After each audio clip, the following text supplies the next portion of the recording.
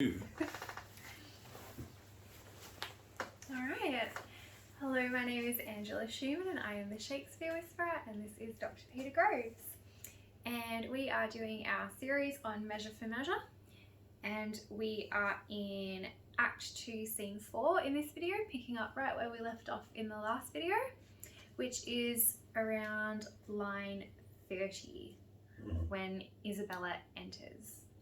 So Angelo has just been wrestling with his temptation and his attraction to her, his desires, his inner darkness, his hypocrisy, and now Isabella appears. And his self-discovery, yes, exactly.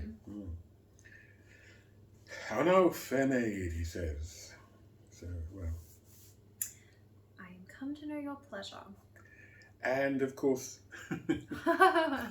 perfectly innocent query, because pleasure means what somebody wants, if you like. You know, for example, criminals are sometimes said to be detained, or if they're not given a specific sentence, to be detained at the Queen's pleasure, which doesn't mean that the Queen gets some kind of kick out of it, but rather that it's it's according to law and custom and so on, and according to what the Queen must be felt to want. So I'm come to know your pleasure is simply mean, your decision, what you've arrived at. So it's a bureaucratic kind of term, but of course it has this other resonance for Angelo. Yeah, it's picking up on these sexual undertones. Very much so. That you might know it would much better please me than to demand what 'tis, he says. It's interesting that language, it's as though language has now kind of fallen for him, as though he's seeing all sorts of sinful implications in terms that before this would have been quite innocent. When you read Paradise Lost by Milton, about the fall in the Garden of Eden, it's very interesting. The first time you see Eden, it's full of words that have a perfectly innocent meaning and can only have an innocent meaning in the Garden of Eden, like the rivers are seen going in mazy error. Now, error just means that the rivers are curving in a rather pleasing aesthetic way, winding, if you like. But of course, the word error also has a fallen sense of going astray. We have erred and strayed like sheep. And that meaning isn't present, it comes into being at the moment of the fall. And so, it's only just occurred to me here, but I think it's a rather nice illustration of the way in which we're dealing with the fall of Lucifer, the angel, the good angel, to Satan. So he's now seeing a doubleness in terms, very often a kind of sexual doubleness, in terms that would have been purely single and whole and innocent. Fascinating. Yeah.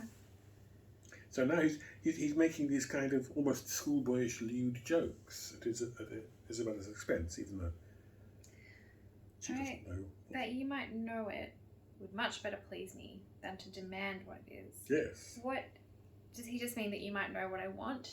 Well, he much preferred if she actually didn't have to ask, but knew exactly what he wanted and whipped off her knickers and Okay, so this could be played in quite a sleazy way, like. Oh yes. Like, I think you know what I want. Yeah. Why don't you try and guess? That's exactly my point. Okay. Yeah. You can't imagine the old Angelo. Yeah. Talking like this. Yes, exactly. Yeah. Exactly. He's gone from a sort of pious adolescent to a sort of dirty-minded adolescent. Yeah, he's kind of going through these stages of development. Yes. But in this really intense and corrupted way. That's right. And entirely because he doesn't seem to have had the chance to develop in a normal fashion. Now, we don't know why that is. I talked about this briefly we've done quite a few of these. But yeah, we have now.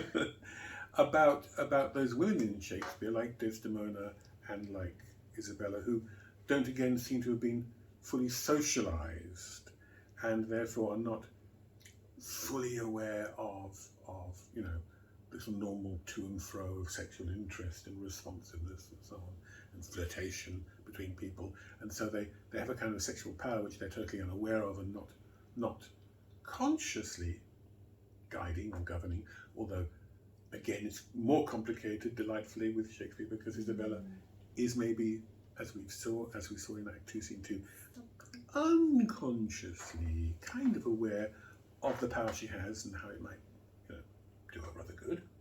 Some perfectly innocent and reasonable desire. That sentence is so long I've forgotten where it was going.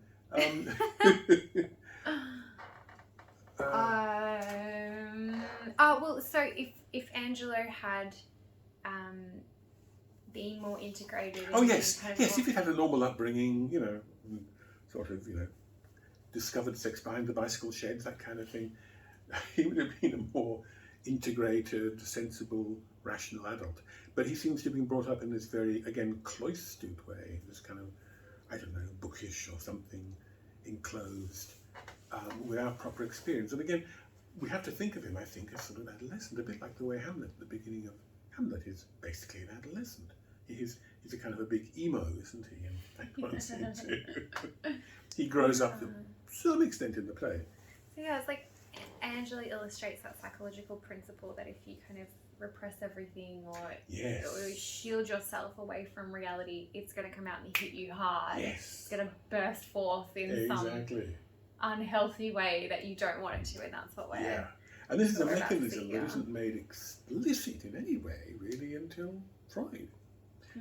When you repress stuff, you hope it's going to go away, but it's like sort of shoving a monster into a dustbin and sitting on the lid. The monster's trying to get out. I don't know if this is a helpful analogy. Sooner or later, the monster's going to burst out and throw you off. The pressure's going to build. Exactly. Almost a hydraulic model. That's exactly right. It's interesting there that in line 33 or whatever it is, he says, "Your brother cannot live," which is, it's as if he wants to recreate their first meeting. Yes. Like, just kind of imitating how the last one began. Yes, that's right. Your brother cannot live. And also, of course, it's a bargaining chip in the game. Because your brother cannot live, there's a kind of unspoken unless hanging there. Yeah, that's so true. Almost a bit like that technique of equivocation where you don't speak part of the sentence. Mental reservation, it's called. But we won't go into that because... You'll have to read our article read when it the comes out. And Isabella doesn't take him up. He's beginning the game of chess, or whatever you want to call it. Poker, perhaps poker's better. Stakes are high. But she's not playing because she is a perfectly reasonable human being who, in an unfallen way, and again, she's living in an unfallen world, thinks that words mean what they say. Again, in going back to Milton and the Garden of Eden, it's only after the fall that people start essentially lying or performing or pretending or playing roles. And she too lives in this kind of unfallen world where if this person says, "Your brother can't live," well, okay, sure, that's it. What a nuisance, off I go. which again, I never thought about it, but it again mirrors the earlier scene where they met. Yes. I should like, well, okay. Yes, exactly, yes, that's right. Just but severe law, bye. That's right. Because the whole point is that she wasn't playing games there when she attacks him about mercy and so on. She's simply being passionately invested in a rather important principle. She's attacking the notion of it's his assumption of the role of a bully. What I will not do, that I cannot do, that really infuriates her. So it's not a game for her. I mean, she could be playing games because, in fact, that might be the best way to get what she wants. But she's not playing games there. And now he is playing games, and she isn't at this stage. Well, she doesn't play games at all, really, does she, Isabella? Well, not consciously. Not consciously, no, exactly, no. We'll get to her. We'll get to her. All in good time. All in good time. So off she goes. Even so, heaven keep your honour. And if you were directing this, you'd have her turn around and head to the door. Yet, says Angelo, he may live a while, and it may be as long as you or I. Yet he must die. And you see what he's saying there. Your brother cannot live.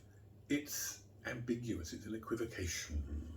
Yeah, because we thought it meant he cannot live, he's going to die like today or tomorrow. Whereas now it's like he cannot live forever. No. We all have to die at some point. Exactly. We're all going to go. Massive gameplay. Yes, massive.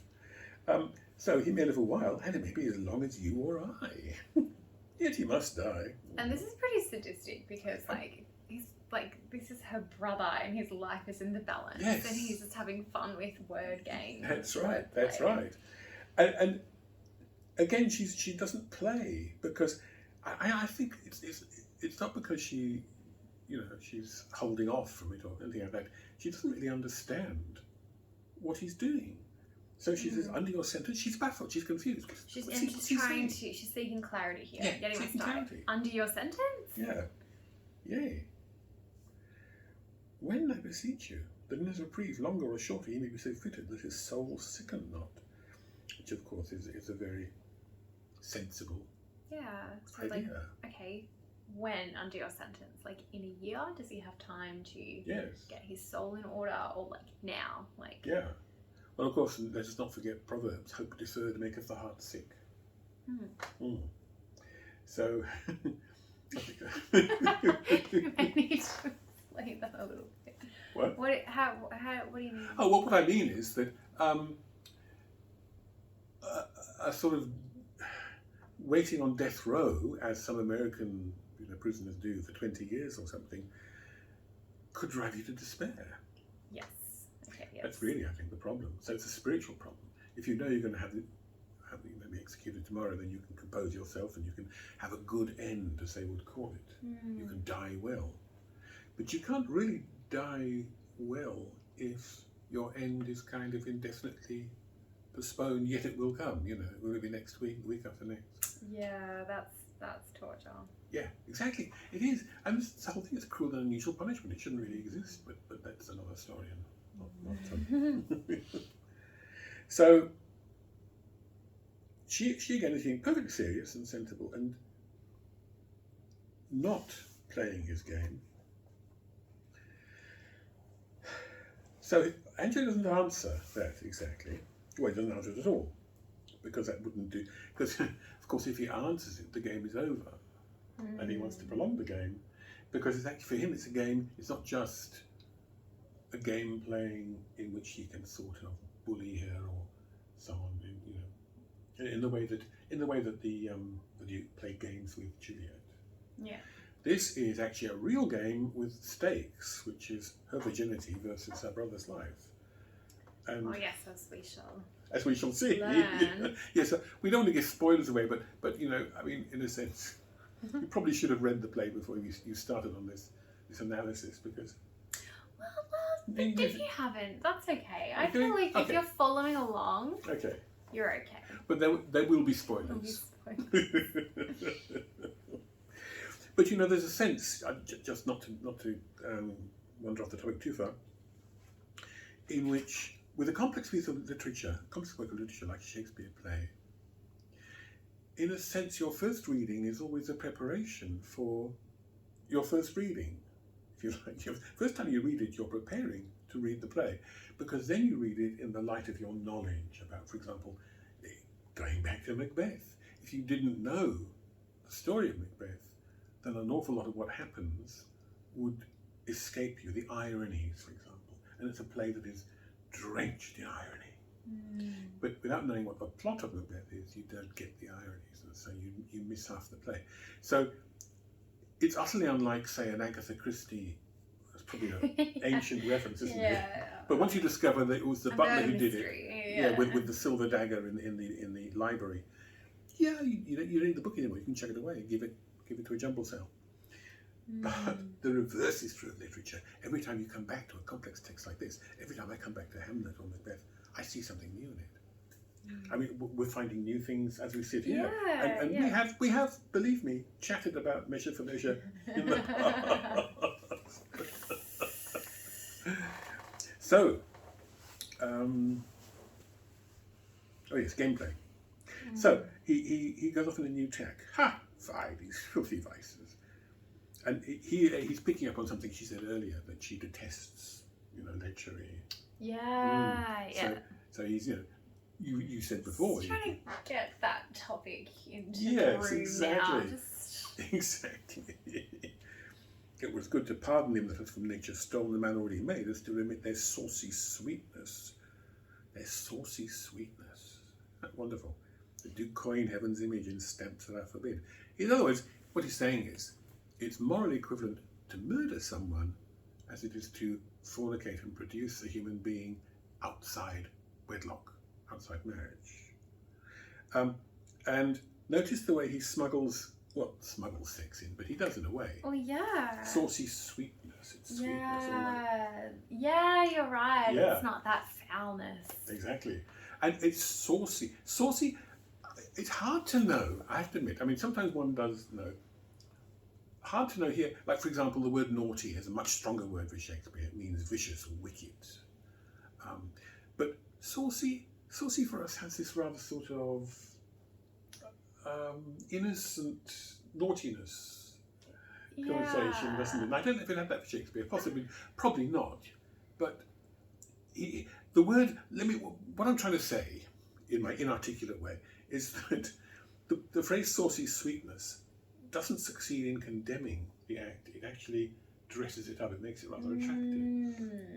Yeah, I see what you mean. Yeah. Because he's going to be offering her a little bit of saucy sweetness down the track, and So it's a funny phrase to use, but very calculated. That do coin heaven's image in stamps that are forbid. Now, this is actually quite an interesting ploy on his part, because you might think, maybe fornication isn't that important, but coining is one of the really serious, big crimes. That is to say, I didn't know that. Oh yes, it's about the worst crime under treason. There's treason and there's coining. Really? And then there's murder. Then there's murder. Well, murder, murder. People come, people go. But coining debases the coinage, and what you're doing is you are usurping the role of the king, because you're stamping a forbidden stamp. You're putting the king's head on your coin, your bit of metal, and passing it off. Okay, yeah. Which, of course, is a form of treason. It's a form of treason, but also, let's not forget, that's exactly what Angelo is. And that very phrase of, remember he says earlier on, in the very first scene, he says, let there be some test made of my metal before so great a stamp put on it. Yeah. Because he's a forgery. Yeah, oh, yes. I love it. I love it. It's that's layers, isn't it? Oh, goosebumps. Right. So, but the whole point, the point I'm trying to make here is that he's dressing up fornication, again, as a really serious thing. Coining had the kind of nastiest punishment attached to it, and for a while in the 16th century, the penalty for coining was being boiled alive, if you can imagine. Oh God! I know, utterly horrible, but it's a measure of how seriously it was taken. Was it just because of using the king's image in vain, or was it also an economic thing? It's an economic thing, but it's also usurpation of royal authority. Yeah. It's all sorts of things. It's kind of every kind of naughtiness wrapped into one, So yeah, it's the biggie. Okay, that's good to know. Yes, exactly. Don't do it. Learning all the time. Yeah. 'Tis all as easy falsely take away a life true made, that's murder, as to put metal in restrained means. And notice how clever the pun on metal. Metal meaning what you're made of, as well as metal, the stuff that coins are made of. Actually, on a historical note, they were the same word originally. They just come to be spelled differently. So your metal, it actually means, yes, what you're made of, the brass, the gold. METTLE. Yes, exactly. Just as flour, the stuff you make bread with, is actually just a metaphor. The flour was the flour, the best part of the wheat. But now we spell flour, Yeah, it's the same. That's fun. Yeah. Oh, there you go. Just a little etymological tidbit. So, it's a nice pun here, and I was picking up that pun at the very beginning and reminding us that Angelo himself is counterfeit. Counterfeit's such a good word, isn't it? So yeah, he's making this bizarre claim that it's just as bad to falsely take away a life true made, so to kill someone, as it is to make a false person Yes. through illegitimate Yes. production of children. And of course that is outrageous to any kind of moral sense. Yeah, including, you know, Christianity, or particularly Catholicism, which is the setting and the moral bedrock of this play. Yeah. But Isabella says, "'Tis set down so in heaven, but not on earth." Meaning that, you know, there might be these absolute moral standards, technically, but in ordinary dealings, human beings with human beings, we see things differently. We don't see murder as equivalent to... I mean, interestingly, like in Catholic theology, they are both mortal sins. Yeah, they're both mortal sins. But then if you look at something like Dante's Inferno, fornication is the least of the Yes. sins, whereas murder is worse. So, Murder's much worse, I think yes. just on a practical level and a legal level, that would have always been the case. Well, that's it. Except But for I think that's exactly right. So that you've got, on one level, you've got, yes, this rather sort of crude distinction between mortal sins and venial sins. But then when you think about them, and particularly in the whole set of knowledge and practice called casuistry, which in Catholic doctrine is the application of understanding of circumstance and so on, almost in a legal sense, almost like what Aeschylus does with, for example, Pompey and Froth and all those wrongdoers. The casuistry is a valuable way of getting at the kind of moral truth of something that looks like a crime, if you like. So there's an absolute theological standard, perhaps, but then a more complex, earthy standard. But also, you're right, I mean, you know, Dante's scheme, which is ultimately from Thomas Aquinas, does make these discriminations: mere incontinence, and being able to control yourself, violence, and then at the bottom, treachery, fraud, dissimulation. These make an awful lot of, you know, good moral sense. The latter should be punished more than the first. So he's being disingenuous here, I think, quite definitely. Yeah. So Isabella doesn't want to defend fornication. But right, which I think maybe is that what he's kind of baiting her to do. It's what politicians call wedging, you know. Putting her in that position. Yes. And she's like, fornication's not that bad. And I'd be like, oh, isn't it? Let's talk about it. Exactly. Okay, I'm on to him. He's brilliant. He's really, you know, he's good. And so he's playing this game, but it's a game for real stakes. She doesn't yet know they're playing a game. She thinks they're having a sort of theological discussion, I suppose. Yeah. So as soon as she says that, "'Tis set down so in heaven, but not in earth," where that does seem to say, well, all right, it's not so bad. It's That's not really how it works. Yes. Like, in reality. Notice the eagerness with which he pounces on this. Say you so? Oh, now the alert, or possibly not, but maybe, if there was somebody following my little metrical asides in this, you might notice there's a headless line. The headless line, remember, begins without an initial offbeat, and is therefore more abrupt. It's buttonholing. It kind of grabs you by the skull. So you can see he's eager, and it's beautifully. This is an instruction to the actor. So if I go for the missing offbeat, say you so, then I will pose you quickly. See how it's missing there, and therefore it's kind of grabbing you. Yeah. It's very clever. Yeah. So he's been waiting for this. He's like the spider pouncing on the fly. Or I tell you what he's like. He's like a barrister who's manoeuvring an innocent witness into a confession or somewhere where he can seize upon her. The problem is he forgets that she's not a simple. No. But she's at the disadvantage of not understanding that they're playing a game. Yeah. You're playing the chess with somebody who doesn't know you're playing chess. Yes. Yeah. And again, getting that barrister metaphor, it's quite interesting, because he's, of course, a law man, if you like. He's a lawyer. Then I shall pose you quickly. That's exactly like the barrister saying, I put it to you, Miss Schumann, that on the night in question, you were with your aunt having tea. And And even quickly, like, Yes. what's the rush? Like, come on, That's right. answer. That's right. Exactly. Yeah, get her off balance. She's admitted something. I'm in there for the kill now. Yes. Which had you rather? That the most just law now took your brother's life, or to redeem him? And notice how he poses this as a hypothetical. Give up your body to such sweet uncleanness. And again, sweet uncleanness is like saucy sweetness. Yeah, exactly. Like uncleanness feels, but sweet uncleanness. Yes. How appealing. Exactly. As she that he hath stained. Which of course is Juliet.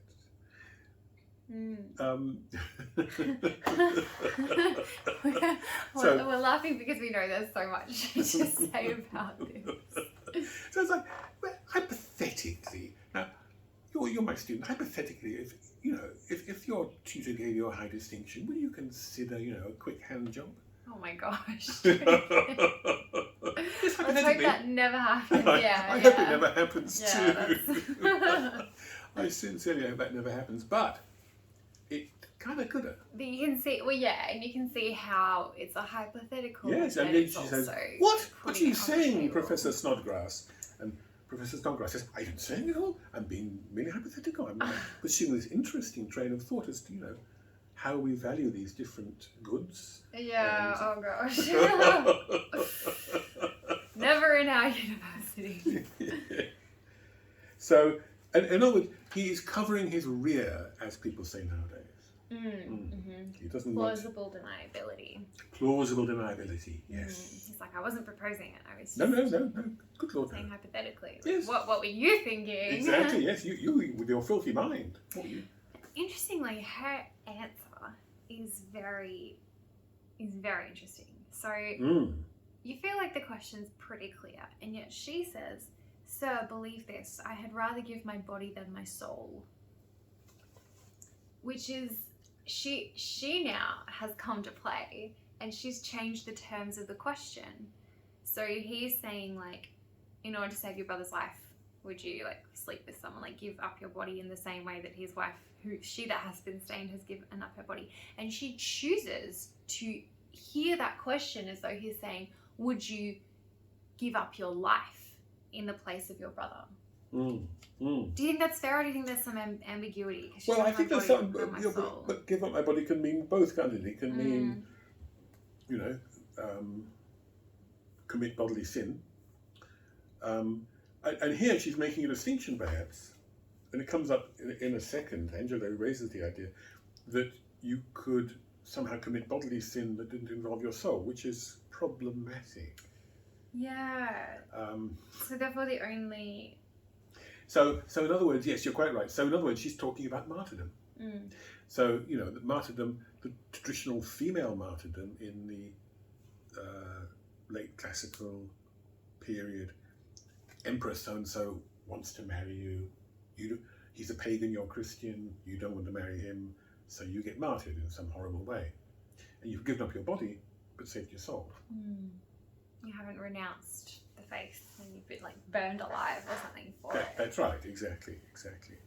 And actually that in itself raises all sorts of fascinating questions, which you can't go into, about the relation between martyrdom and suicide. To what extent, if you know that refusing the emperor is going to end you, you're going to end up on a gridiron, should you do it? I think that this point, Isabella's response here is when she now enters the game. Up until this point, she's been very direct. She's understood what she can, and she's just like, when will he die? What do you want? What's going on? But once he says to her, would you give up your body in this unclean way? All of a sudden, I think it happens subconsciously. She subconsciously realizes he's propositioning me right now, and there's this split in her language. Now her language is ambiguous. Yes, her language has double meanings, and now she's shifting. And he's like, oh, would you give up your body? Yeah, I give up my body rather than my soul, i.e. through martyrdom. So now we get this. Yes, you're absolutely right about clash of these two intellects together. Yes. Like, oh, you want to play? Like, and she's not doing it consciously, but subconsciously. Yeah, yes, you're absolutely right, I think. And it would be interesting to show this in performance. Because you can see why it happens here. Because everything that Angelo has said up to her to set down from heaven but on earth is interpretable in terms of a discussion about whether Angelo should die or not die. Claudio. Oh, Claudio, I beg your pardon, sorry. Sorry, Claudio. And then, wham, this weird thing comes out of left field about, hypotheses about her fornicating herself to save her brother. It's bound to ring alarm bells. What is he getting at? Because she's not, she's bright. She's not an idiot. Well, that's it. And his question is not ambiguous. There aren't two ways. No. He didn't just say, "Would you rather give up your body?" That could be interpreted like, "Would I rather die?" Yes. He says, "Would you rather give up your body to such sweet uncleanness as she that has been stained?" Yeah. It's very clear. There's only one type of giving up your body that he's talking about. Yeah. So the fact that she, with all her intellectual brilliance, misses that is not an accident. No, exactly. It's a subconscious maneuver. Exactly. Because if you think about it, this question has no purpose unless it's, again, a bit like the Duke, kind of prurient interest. It's got no possible function. And so she sees that, in fact, the kind of discourse they're engaged in isn't sensible, trying to work something out kind of language, but in fact, yes, a sort of a game. Yeah, and now that so she's playing. She's just realised that subconsciously, and that's brilliant. Yes. So, sir, believe this. It's very direct, isn't it? My body than my soul. And Angelo responds, "I talk not of your soul. Our compelled sins stand more for number than for account." And that's a very odd, problematic idea. What is a compelled sin? Yeah. Because the whole idea is that sin, well, the Catholic idea, now, actually this is kind of a glance at Calvinism, where sin is, Calvin says you will sin, but you cannot choose but to will it, which is very odd use of the word will to me. So you want it, you want the fornication or the lechery or the gluttony, but you want it because you're a depraved creature with no conscience and no ability to escape that except God's grace. So so you're punished for the will, but the will has no chance of willing otherwise. And it seems to me that's a bit like a Soviet election, isn't it? Where you've got one candidate and you belong to the Communist Party. Or it kind of feels more like an animal, like a bird that's right. wants that worm, and you can't. Yes. The bird is just designed and fashioned Exactly. to go after that worm. Blood. Yeah, it can't do anything else. Yeah. And again, it's So the notion of compelled sins doesn't actually make sense, because sin must have an element of will in it. You must choose sin.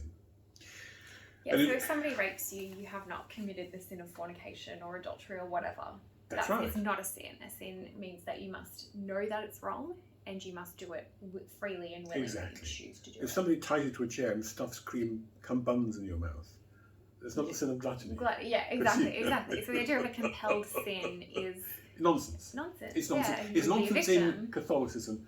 It's kind of problematic in Calvinism, but that's not. Except, of course, the way Angelo is described as a precision, as a Puritan. Yeah. But that's opening up a rabbit hole that perhaps we better not go down. Yeah. At this. Yeah, you're right. But yeah, So he says this, and notice it, Isabella, who is again quick. She says, "How say you?" In other words, what's this theological nonsense you're uttering? And immediately he backpedals. "Nay, I'll not warrant that, for I can speak against the thing I say." So weak. What do you like? Yeah, that's right. But again, he's covering his rear. He didn't make this ridiculous claim. I mean, the point is, if she buys it, if she's innocent and naive, or if she's so overawed by his, his academic status that she accepts what he says, then all well and good. She can put up with this to save her brother's life, and she won't have committed a sin. But of course, she knows that this isn't the case. That in order to sleep with him, she must, in a sense, she must consent to this. Short of him actually, I don't know, slipping something in her tea, Well, I just... Yeah, which is...